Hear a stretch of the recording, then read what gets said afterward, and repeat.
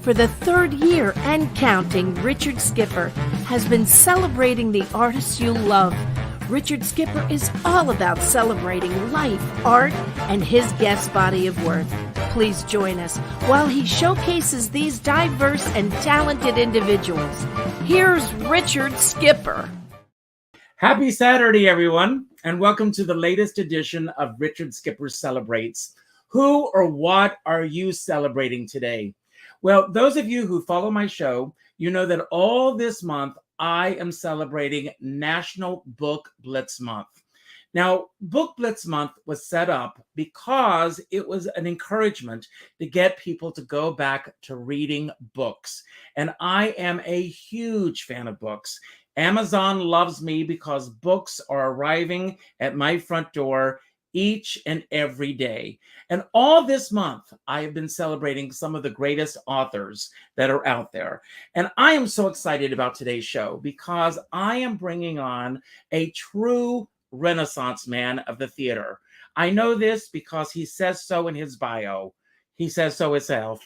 But before I bring him on, I'd like to give you a glimpse of some of the other authors that I have celebrated since I started Richard Skipper Celebrates virtually. Here they are. Take a look.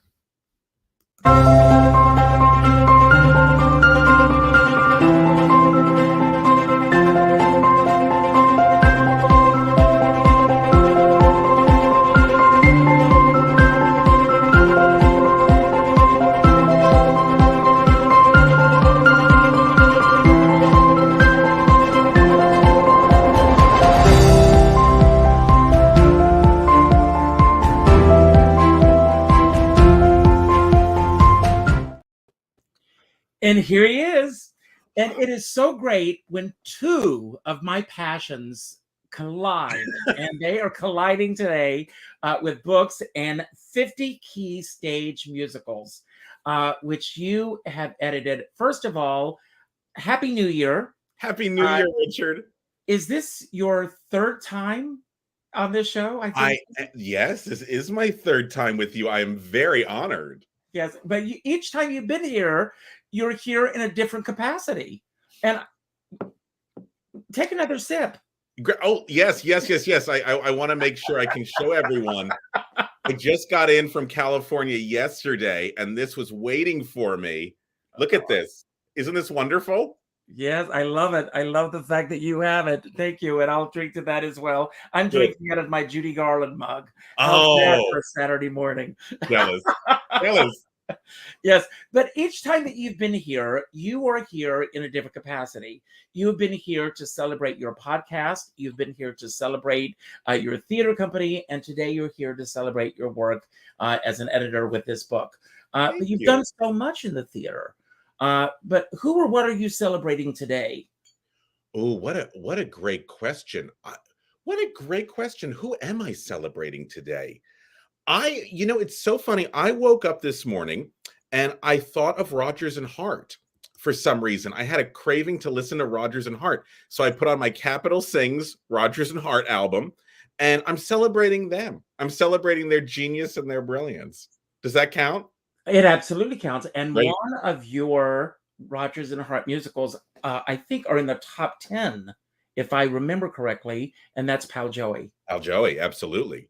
Absolutely.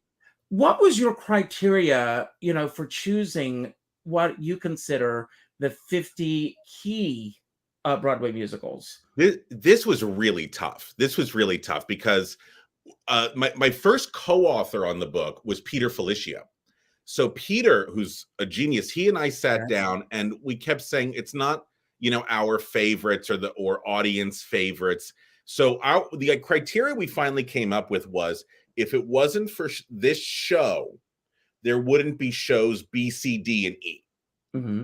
So you had to actually be able to draw a line and go, that because of this, we have this show, that show, and this show, which meant a lot of things that people really liked didn't get included in the book. So there is no Book of Mormon. There is no South Pacific or there's no Music Man, which is like one of my favorite musicals of all time. If somebody says you get to direct The Music Man and we're not going to pay you a cent, I'll be like, great, just show me where I need to go. But we couldn't draw a line from that to anything else. Now, obviously, I'm sure there's tons of readers and tons of your viewers that are going to say, hey, wait a minute, I can. Great, we're going to do a second edition. So that was the criteria. But what I think is wonderful about a book such as this, or with any best of list, is that it always opens up those avenues for a conversation. Yes.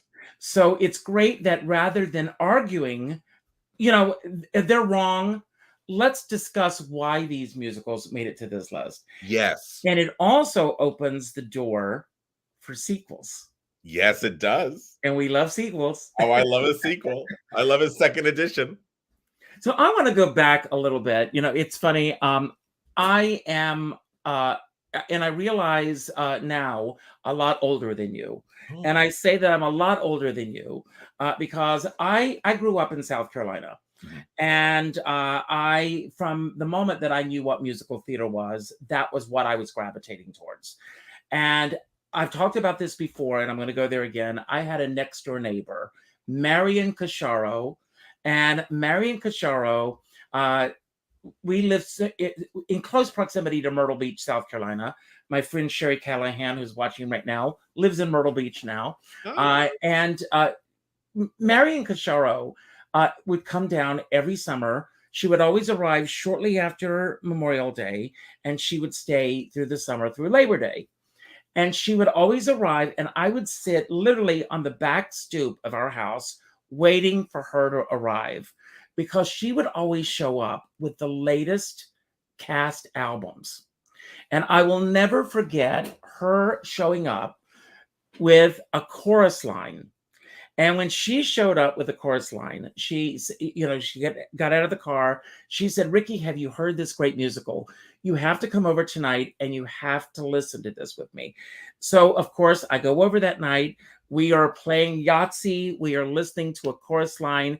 And then we start hearing words that we had never heard in musical theater before. Phrases, expressions, and conversations that we had never heard in musical theater before. Of course, this is in the South in the 70s. She was so shocked by what she was hearing that she immediately jumped up and took the needle off of the turntable and said, don't ever tell your parents that I played this album for you. Of course, I ran out immediately and bought the album. Yes. Because that sound I had never heard. And then you shared this picture with me. Yes. Look at you. Wearing that's why I say this proves how much older I am. But years later, I had the great pleasure of appearing with Donna McKechnie. Oh, yeah. And to be able to share this story. And the other night, I was with Byork Lee. And here we are, years later, being able to share these stories. And it is such an iconic part of our lives.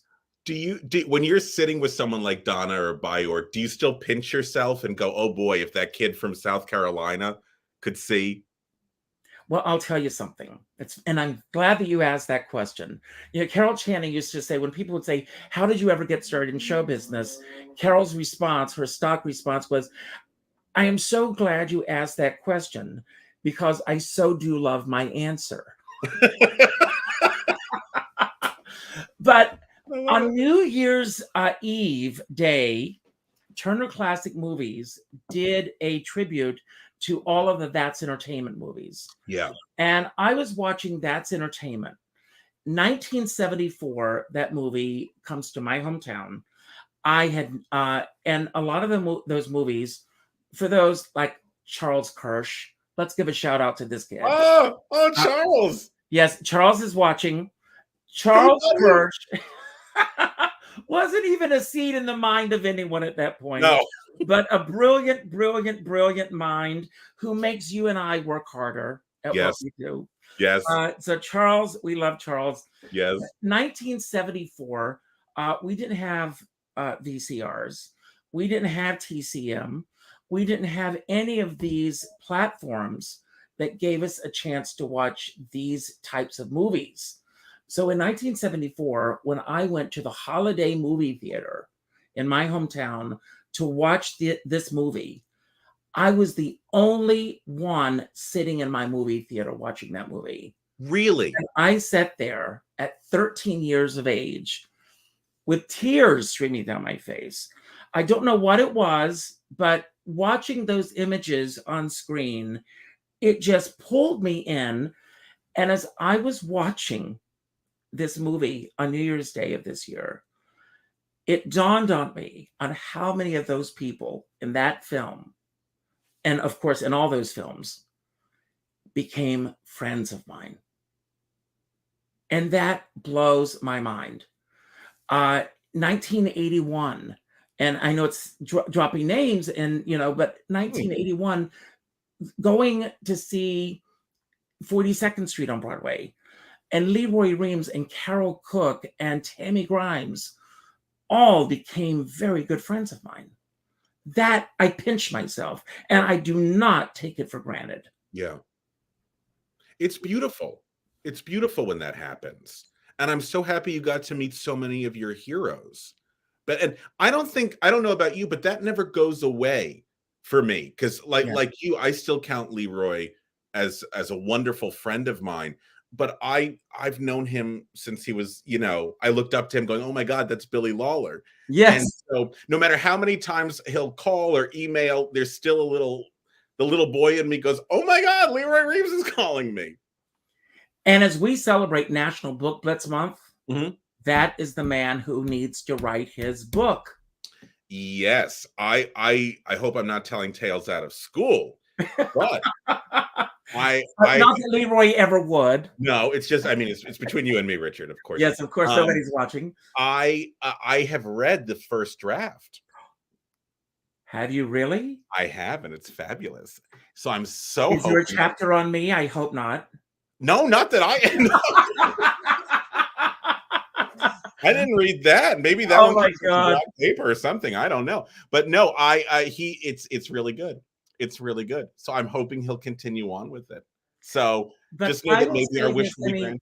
You and I are sitting here having this conversation, and years ago, Leroy and his wonderful husband, Bob, who has passed on, who I loved so much. Yes. Leroy and Bob and Beth Fowler and Jack were here for dinner. And we sat down at 7:00, and I have never laughed so much in my life. My sides were splitting.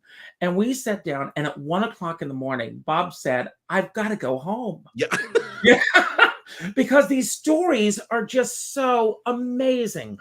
But the thing that I want to say about Leroy is that Leroy still has that sense of wonder of that kid from, and it was in the news this week, Covington, Kentucky. Yeah. And every time I hear Covington, Kentucky, I think of Leroy.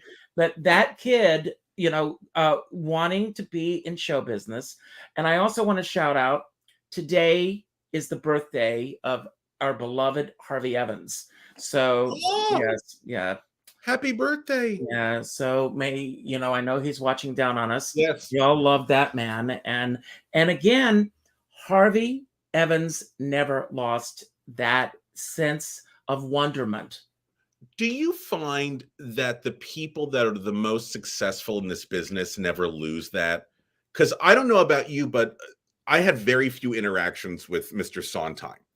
But the interactions I did, if you mentioned a show that he liked, he turned into a little boy talking about his favorite musical. And I go, this is Stephen Sondheim. Yes. This is the end all and the be all. But I don't know about you. I have found that. I'm wondering if you found that as well. Absolutely. Yeah. And I, doing what we do, and you and I are incredibly fortunate. Charles would agree with us. Yes. I mean, when I think about, let's riff a little bit on Charles Kirsch. Okay. Oh, I love him.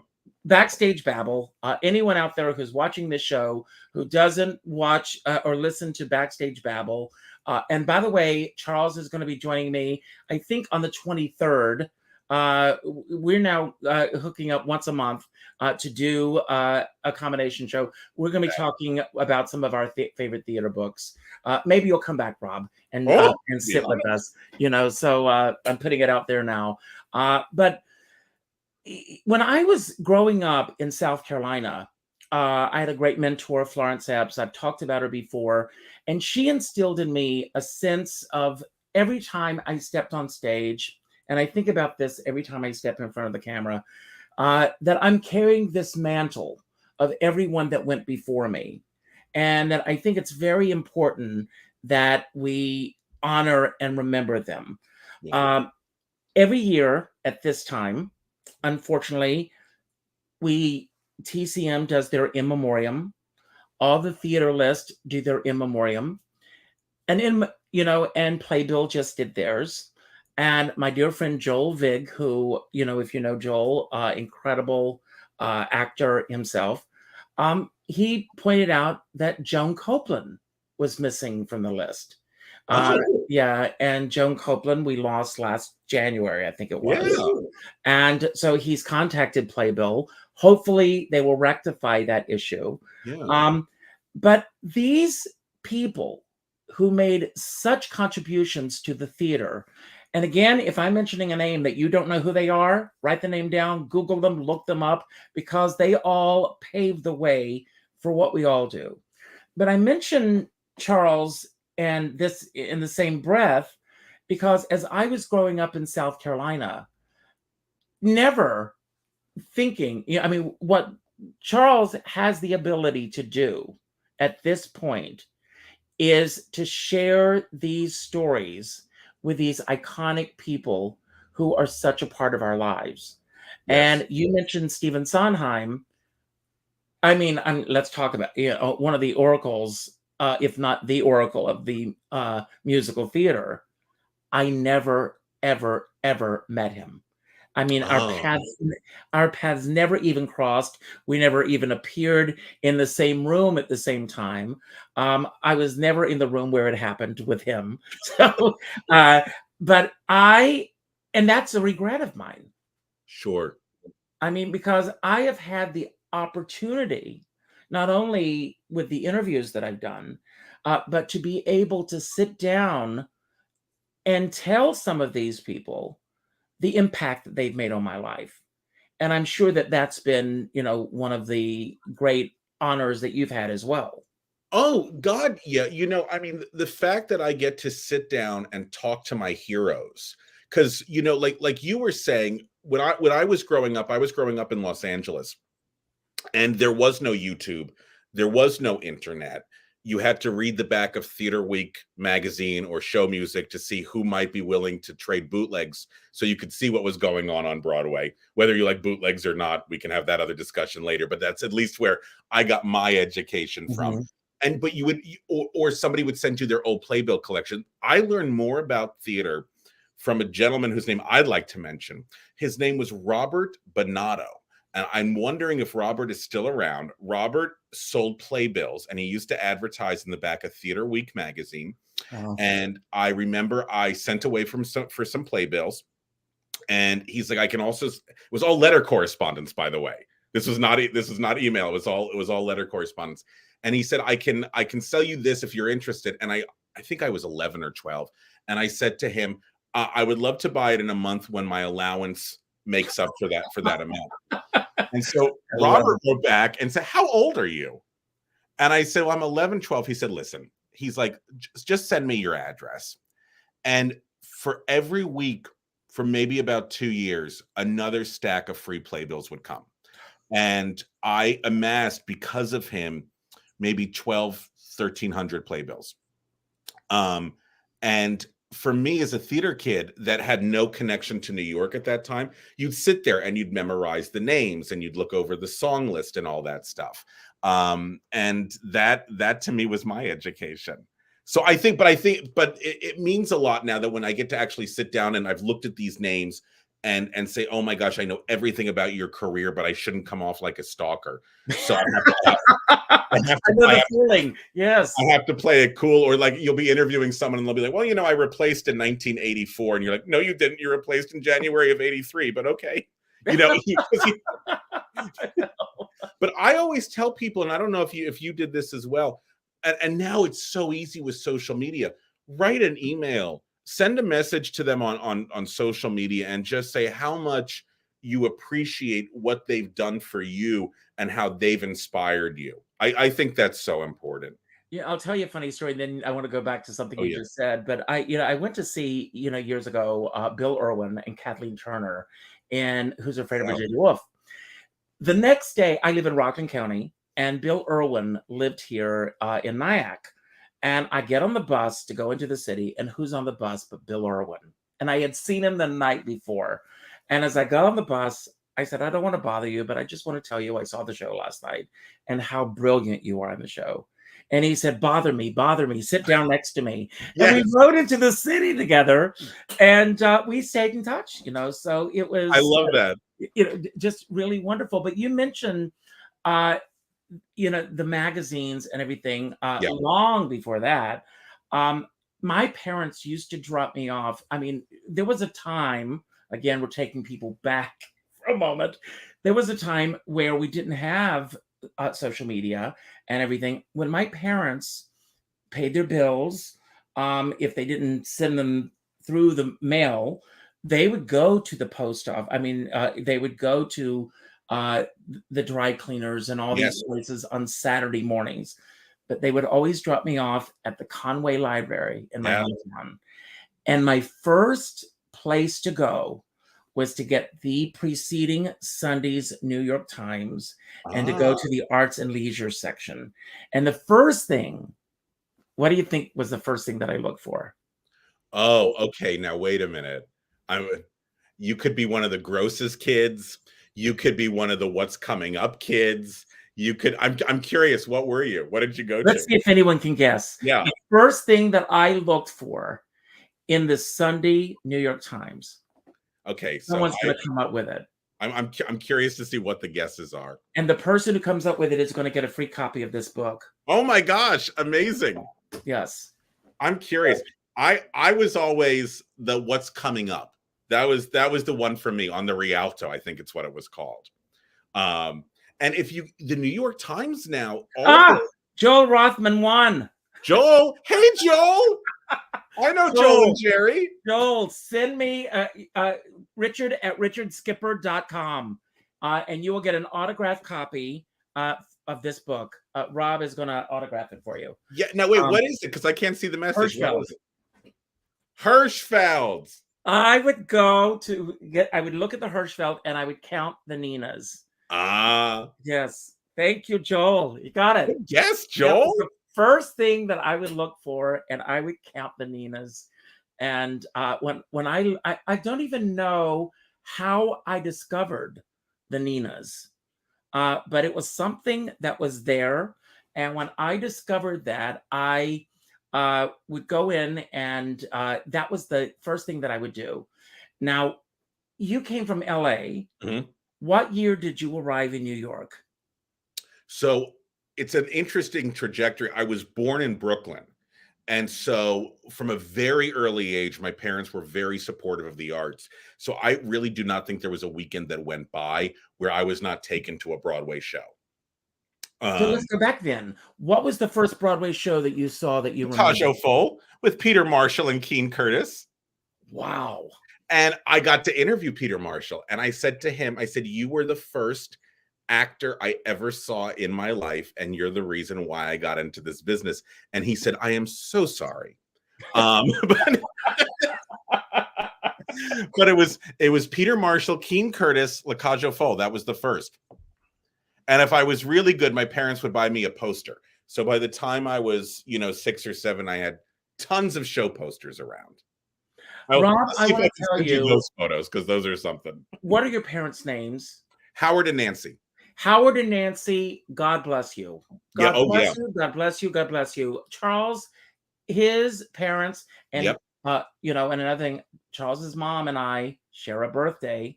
Do you So, really? Yes, we do. I love Remy. Yes, we do. I love her so much. But I didn't have that. I didn't have, I grew up in a small town in South Carolina. And I don't say this to knock my parents because it was foreign to them. Um, I'm not a fan of football, and although I'm going to tell everybody, plug, on Thursday, I'm doing a show about how the NFL changed the face of how we look at sports on TV. Oh, that'll be fascinating. So the book is phenomenal. Rich Podolsky, incredible book, but it's given me an insight into that world that I knew nothing about. But my parents did not know this world. And even though it was something that was pulling me in, my parents could not grasp when I did my first show. And again, I didn't even know that my parents came to see the show until 3 months later when I found the playbill. Because my parents were not effusive about my role in the show. They did not encourage me. It was not something they could wrap their brains around. So any parent out there who encourages their kids in the arts, I bow to you, because I didn't have it. And, it's a world that I knew nothing about. So I came to New York on my own in 1979, which was a very different New York. Yeah. The first Broadway show that I saw, and I won tickets on WNEW 1130 in New York. I remember how I won the tickets. I was listening. Jim Lowe on the radio said the show began with Lullaby of Broadway, Tony Bennett. And he said, pay attention, everyone, because you never know what's going to happen at the end of the show. And at the end of the show, he said, what was the first song we played tonight? And I called in immediately, and I won 2 tickets to Oklahoma at the Palace Theater in 1979. Oh my gosh, what a way to go in. And that was my first Broadway show. And then I listened to that channel, and I would call, I won tickets to almost every show on Broadway. Love it. And I would give them a different name. Good. With a different friend. And it's a wonder that they didn't pick up. They didn't have caller ID in those days. But I would call my friend and say, you just won 2 tickets, but you have to take me. Yep. Smart. Very smart. So I saw that, and then I saw Barnum, and I saw Death Trap. And it was just such an exciting time. And let's talk about this for a moment. It was affordable also to go to the theater on a more regular basis. I mean, so many people are being priced out. I mean, I think that's recently that Ain't No Mo, which was playing on Broadway, which got really great reviews. Sales were really low. So all of these people bought tickets, or they bought out performances. All these celebrities bought out performances, and those performances were sold out. They were so well attended. It has nothing to do with the content, I don't think, as much as it does with the affordability of getting into the theater. And so I wish there was a way that producers would find a way to make it more affordable for people to get into the theater, because it's not about lack of desire of wanting to go. It's the access, the inability. I mean, it's expensive. $160, $170. It's so much. Imagine having 4 kids that you want to take to the theater. Oh, I couldn't even imagine. Could not even imagine. I have a dear friend, a very generous friend, who just before COVID, she treated my husband Dan and I to Moulin Rouge, and we had excellent seats. And when I saw the tickets were $300 each. Oh, yeah. $900 for the 3 of us to go to the theater. But do you know the story about my opening of going to the opening night of Hello Dolly? No. Did I ever tell you this story? No. You want to hear it, everyone? Yes, I do. And my dear friend Eileen Slater, who passed away this past year, so I dedicate I'm writing a book celebrating the women who have played Dolly, which hopefully, God willing, will come out next year to coincide with the 60th anniversary of Dolly. That's the goal. So Hello Dolly with Bette Midler comes to Broadway. opening night, invitation only. And I wanted to go to this show. So I posted on Facebook, what do I need to do to get to this opening night? I will pay anything. So this woman that I've never met writes to me on Facebook. And she said, you want to go to the opening night of Hello Dolly? I'm going to get you there. And then she finds out that there's an auction on the Restoration Project, Bette Midler's charity, for 2 opening night tickets and the after party. So she starts bidding.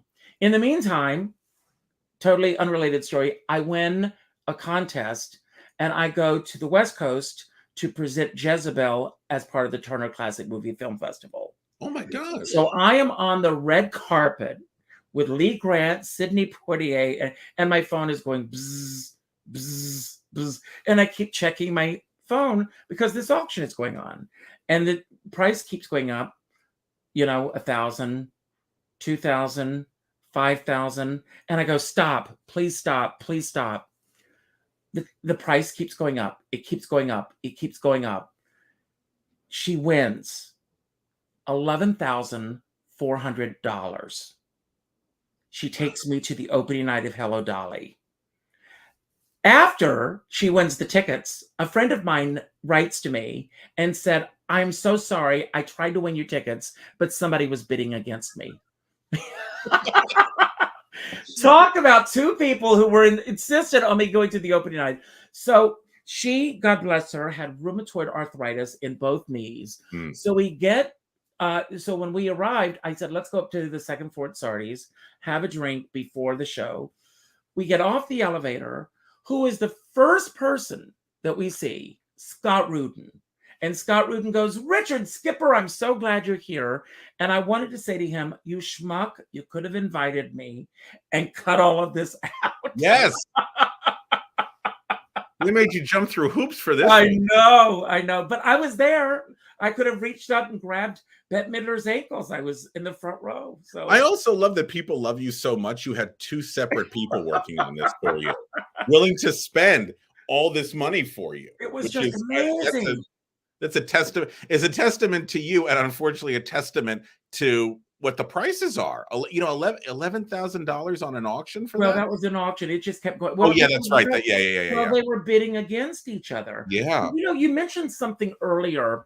And I want to talk about the marketing or something. I remember a couple of years ago that I was walking along 42nd Street and I was looking at the billboard for Mary Poppins. Mm-hmm. And it was this huge billboard, if you remember, that was over the New Amsterdam Theater. And I was walking with a friend and I said, what's missing from that poster?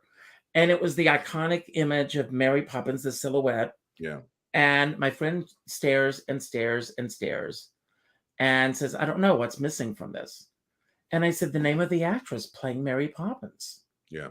And when you think about the marketing of Broadway musicals now and all shows on Broadway, most of the marketing is done, from what I understand, and you may have a take on this, is done outside of New York for the tourist trade. Yeah, that is correct. So when people come to New York now, and they go, and this is not a knock on Book of Mormon, because it has its audience and everything, but people will buy and pay top dollar to see Book of Mormon, not based on the stars, not based on any particular song that they want to hear in the show, and not even based on the storyline, but based on the way it's been marketed to them. It's a brand. It's a brand. And I think, oh God, I hope I'm saying this correctly. I think it was Martin Scorsese who said recently that Marvel, the people that are in Marvel movies, they're not selling the movie. It's Marvel that sells the movie. It doesn't matter who's playing, Iron Man or playing this person. It's the brand itself. And you lose, I think you lose a lot of actors' personalities. And I don't know if that's why I really cannot think of anybody off the top of my head right now, except maybe a few, where there's such a strong personality that you go to see them for that specific reason, if that makes sense. It's not like Carol Channing in Hello Dolly or Angela Lansbury in Maine, and I miss that. And I think if you are playing Mary Poppins, your name should be above the title. You should be celebrated.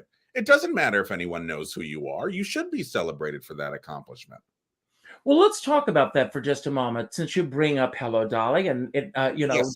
the anniversary of Hello Dolly is coming up, January 16th, and also January 15th is the anniversary of Carol passing away. Oh, You wow. know, and but David Merrick read, which I'm in today.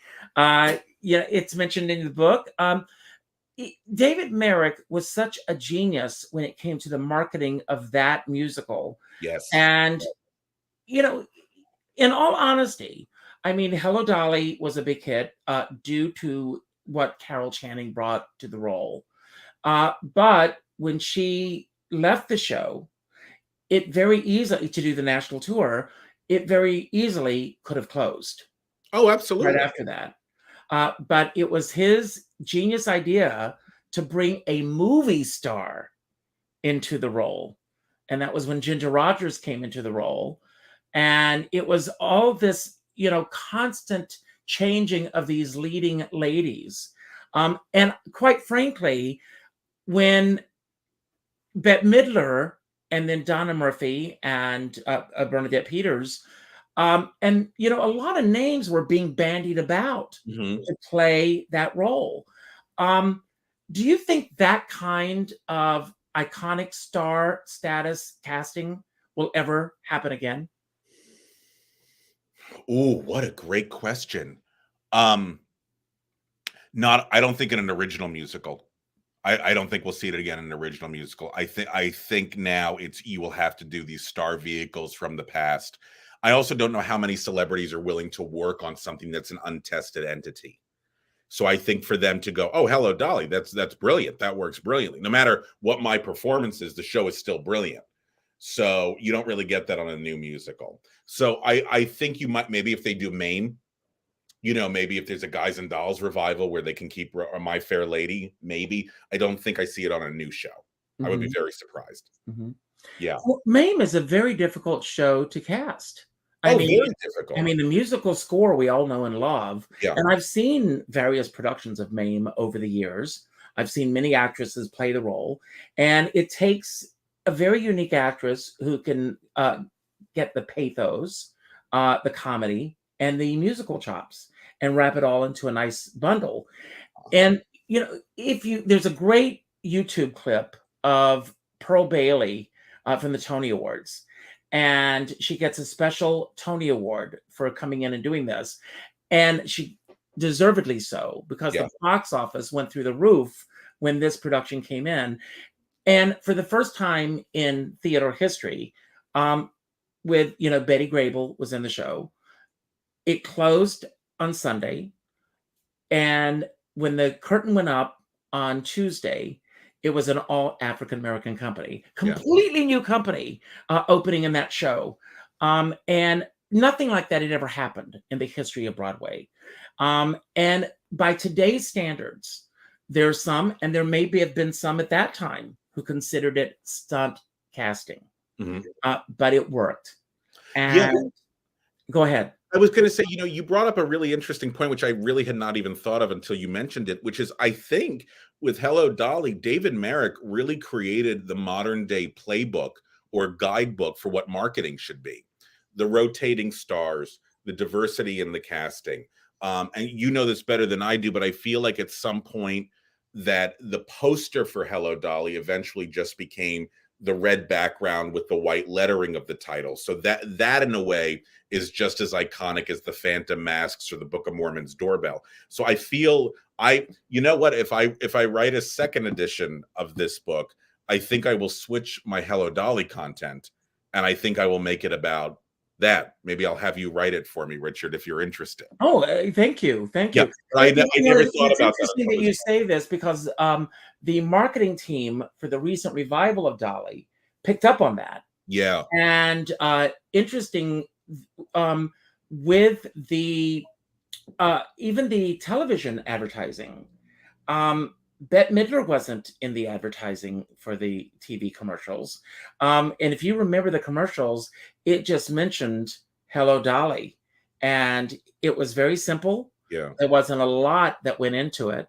It probably saved them a lot of money, but They made a lot of money on that show. It was still a very expensive show Of course. to keep running because of the star salaries and everything else going with it.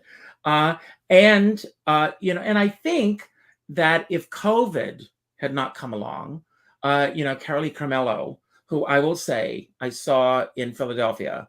God bless my husband, Danny, who has sat through so many productions of Dolly with me. Yes. He could recite the show by himself. Good. But we went to Philadelphia to see Carolee Carmello, and she and John Bolton were absolutely brilliant in those roles. The two of them are just fabulous. Did you see it? No. I mean, I know their work so well, but I can imagine how brilliant they would have been.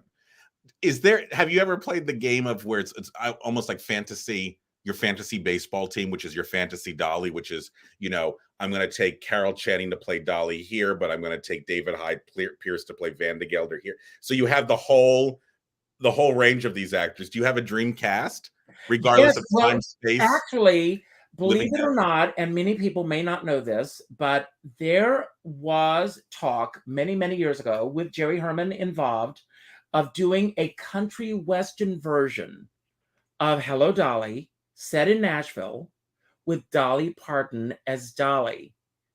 And there's actually a clip on YouTube of Dolly Parton performing Hello Dolly. Have you ever seen it? No, I had no idea this was a thing.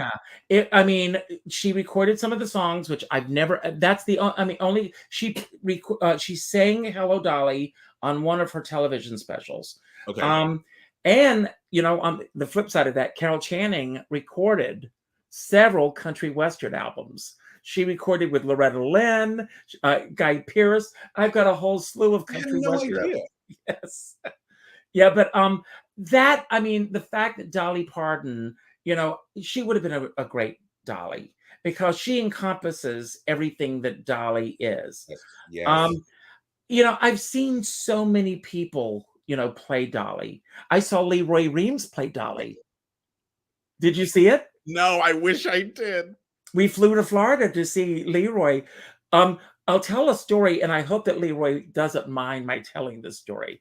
And this happened the night before we saw, and he was playing opposite Louis Stadlin, who is another brilliant actor. I'm sure you've had him on the show. Oh, God, love him. And Louis, we also saw play opposite Betty Buckley. I went to Cleveland to see them do it. So the night before, Leroy was coming down the stairs, and he tripped. And he fell down the stairs, and his wig flew off and everything. And there he is with his wig off and everything. And he just stood up in Leroy fashion and said, "Well, now you know I'm a man." I love that man so much. I do too. But he was so wonderful as Dolly. He had all the warmth. He is the one I defer to, because he has directed so many incredible actresses as Dolly. He knows that role, and he knows what that show is all about. Have you seen him do the Cornelius monologue? Oh, yes. It's gorgeous. Yes. It's stunning. I just did a concert at 54, and he came and did it for us. Everyone was in tears. Everyone. He's magical, especially with this show. There's something about him in this show that match up so perfectly with one another. Yeah, he is a special one. Years ago, I was playing, when I was performing as Carol, I was doing a show in Riverdale, and I was just about to do the Ephraim Let Me Go speech. And I walked to the footlights, and I went, "Ephraim." And a man in the audience goes, "What?" And I told Carol this story, and she said, "What are the chances?" Yes, exactly. Oh my God. How funny is that? I won't tell you who the actress was, but there was, years ago, there was a production of Dolly, and I went to see it. And during intermission, I called Carol, and Carol said, "Well, what do you think?" And I said, "Well, she's not you." And Carol said, Richard, that's worse than racial profiling. Get that thought out of your head right now and enjoy the production. Well, oh, she gave you permission. She said, wow. That's big. I And know I'll a lot tell you of something else. You know, the funny thing, Carol always said that she was too busy playing Dolly to see all the other actresses play Dolly. But when Carol passed away, they found scrapbooks and she had notes on all the actresses who had played Dolly over the years. Okay. Did you know if she had a favorite? I won't ask you the negative. I won't be the negative and go, Well, oh, I think Pearl Bailey. oh, I sure. think that she really admired Pearl Bailey's Dolly. I mean, I've only gotten to see the clips of that or that are on YouTube. It's fabulous. It's fabulous. I've seen some footage also of Nell Carter doing it. Yes, with Nipsey Russell. Yeah, and I actually really enjoyed her performance of it. I don't know. I enjoyed that. It's, You know, very interesting. You know, along these lines, you know, I recently was at a party and there was someone there and she said, I hate revivals. Revivals should not happen on Broadway. You know, once it's happened, we should never, you know, never revisit them or anything. And, you know, and my thought about this is, well, first of all, let's face it, the tried and true is a safer bet than trying something new. Yeah. And unfortunately, we don't have the opportunity like Dolly and Mame and Applause and so many other shows that had the opportunity to try out on the road.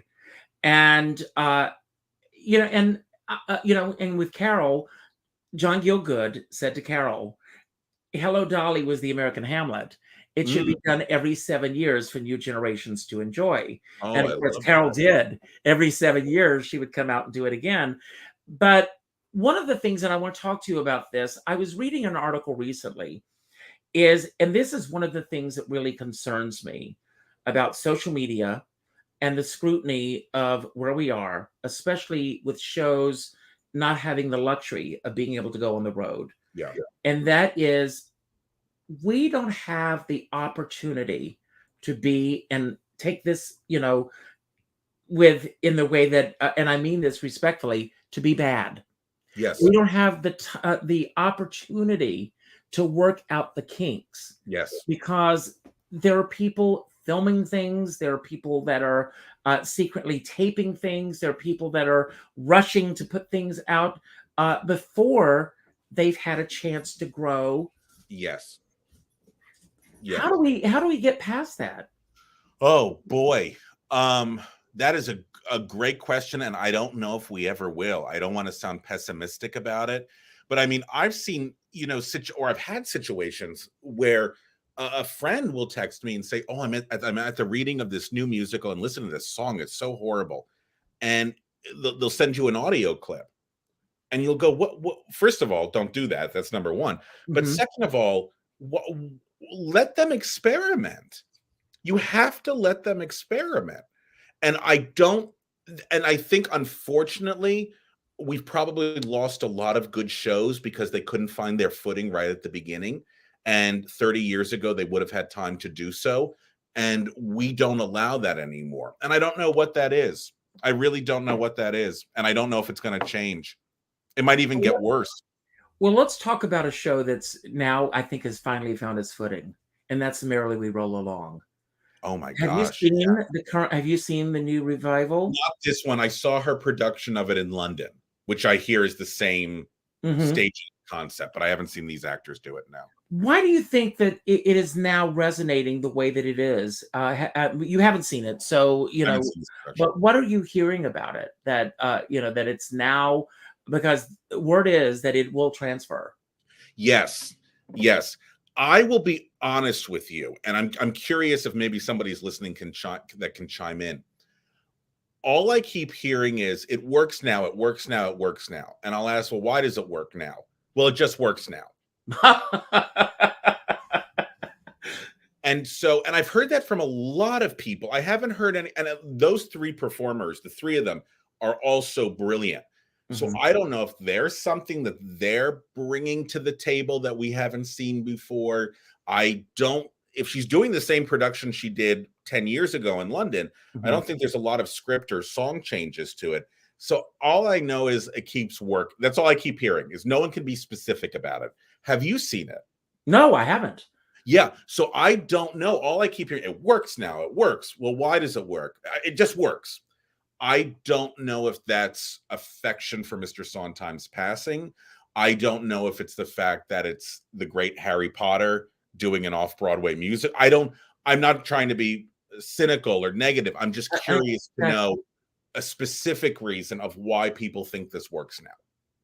Now, I want to go full circle as we, move towards the end of the show. That we talked about the excitement of being kids going to the theater, and obviously that excitement is still there for you. What's coming up that you're excited about, and what's happening with you as far as your production, your theater company? Oh yeah. So things that are coming up that excite me. I'm very excited by this Sweeney Todd that's coming in. It's a full orchestra. Yes. And the cast is huge. I mean, as wonderful as like The Circle and the Square and John Doyle's, I want an epic. I want a big full epic sound, because and I will say that is my favorite Sondheim score. Yeah, it's so good. And I'm also, you see, talk about the idea of not being able to fail. The number of people I've heard go, "Oh, Josh Groban and Annalee Ashford. Oh, that's not right casting." Have you seen it? Have you seen them do it? You don't know.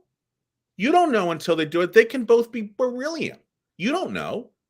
But, that's an age-old thing. I mean, from the very beginning. I mean, getting back to Dolly for a moment, Gower did not want Carol Channing in that role. He thought that she was too identified with Lorelei Lee, that she would never be able to pull off that role. And Marge Champion, coached her. I want to share a clip with you, if I may. Ooh. It's a musical.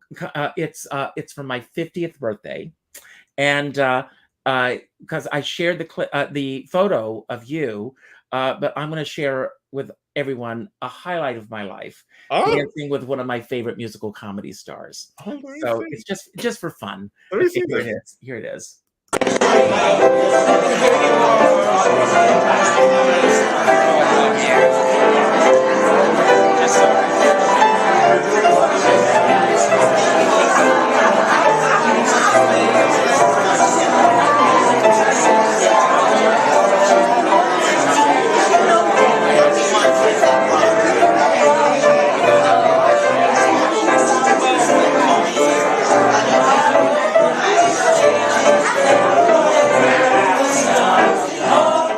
Just a little clip of that.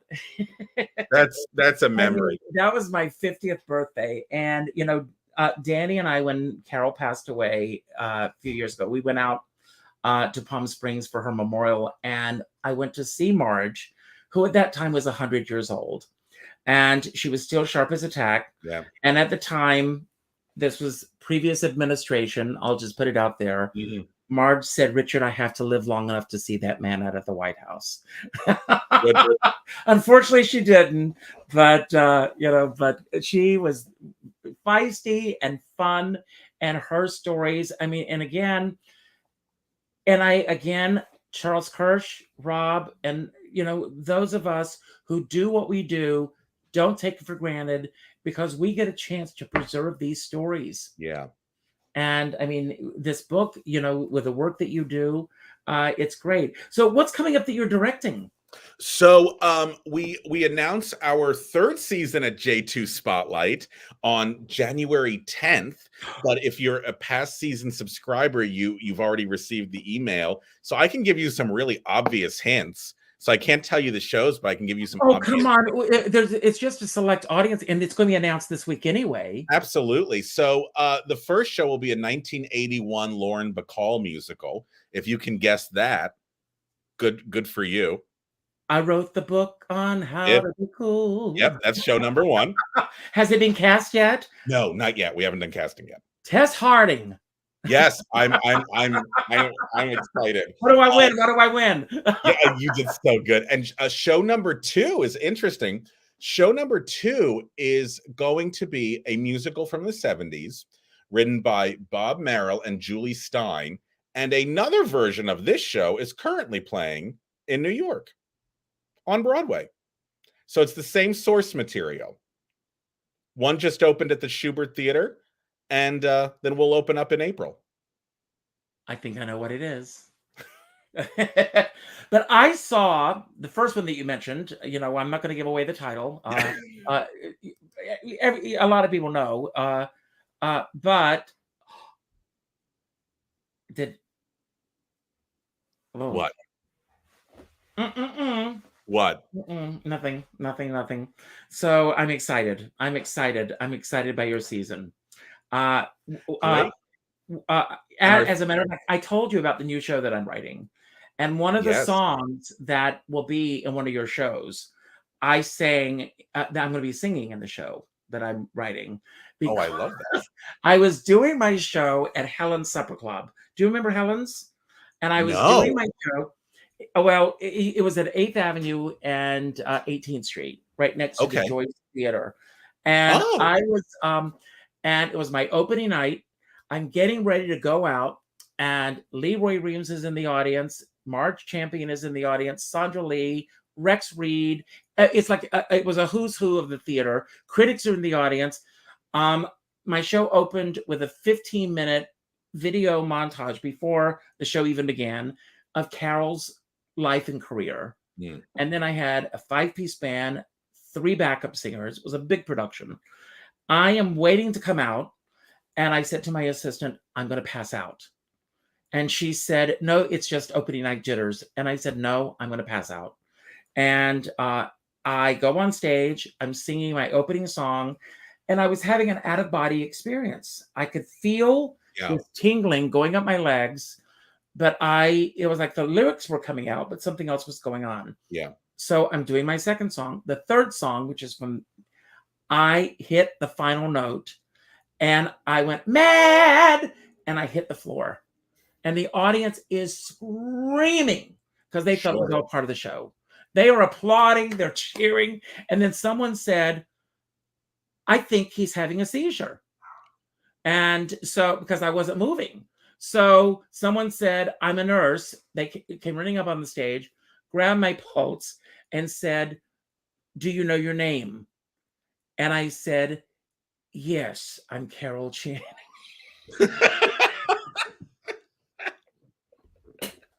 Yes, you are. I didn't break character. They took me out. They made an announcement that for no one to move, that they would give everyone a full refund if the show wasn't able to go on. They called the paramedics. I was taken down to my dressing room. I pulled myself back together. They came in, they're giving me glucose, getting me ready to come on to do the show. And when I came back, and as I've said to everyone, if you're going to pass out in Chelsea, because the paramedics look like they stepped out of a magazine. So the paramedics come in, and I said, would you please walk me on stage? And the paramedics said, if you're not able to walk on stage by yourself, we're not going to, you shouldn't be doing this. And my musical director said, are you crazy? He wants to make an entrance. So yes. Carol Channing had just got married to Harry, and Leroy Reams sent me a note downstairs, and he said, are you pregnant? How funny. Leroy Reams. So I pulled myself back together. I walked on stage with the 2 paramedics, and I did the show. And yes, you did. I finished the show that night. But anyway, it was just fun. I can't wait for your next season. And, thanks. Oh, we have our third show, really quickly, if you can guess, is a 1990s Bernadette Peters Martin short vehicle, which will be directed by the lyricist of that show. Wow. So that's whole season. Well, you ain't doing bad, Mr. Schneider. We're very lucky. We are. I mean, we're very lucky. I mean, it's, like I said on a previous interview, we just want to take these shows to the person who said, by the way, that there shouldn't be revivals. To me, that's like saying, well, okay, put a blanket over Mona Lisa. Don't show Citizen Kane anymore. Take Great Gatsby off the shelves. That audience saw it. You need to be refreshed of these wonderful pieces of art. And so what we hope to do, whether or not you're going to like Woman of the Year or dislike Woman of the Year, you at least get to say, oh, I saw it. I saw it. And I think that's really important. So we thank you for the support. Anything that I can do to get the word out or anything, do not hesitate. I love you. I'm a fan of yours. You have an open door always on this show. 50 Key Stage Musicals. Everyone, get the book. Joel, please, richard@richardskipper.com. Please send me your contact information. Do you know each other? Do you know? I do know Joel and Jerry Rothman from Chicago, Illinois. Yes. So we'll make sure they get an autographed copy of the book. It is so much fun. You can't put it down. It's a lot of fun to go through. I'm going to say my closing remarks, and then I'm going to turn it over to you and let you close the show with anything you want to say. It could be about anything we talked about today, anything that we didn't talk about that you wish we had, or just any final message that you want to leave everyone with today. Each day I pull a word for the day, and the word that I picked today is time. And I was thinking about time as I was preparing for today's show. And time is something that we all have, and it's something that we squander. It's something that we all want more of, and it's something that we take advantage of. It's something that we waste. But take the time to do several things. Take the time to go to the theater. There's nothing like it. Take the time to read a good book. Take the time to reach out to a good friend. Take the time to do all these things. I was reading recently, and the other night I went to see a concert, and then one of my favorite theater people, Mark Kudish, made a surprise appearance, and he came out. And I had just been reading that afternoon about what our lives are. Our lives every single day are made up of two things. We are becoming and we are dying.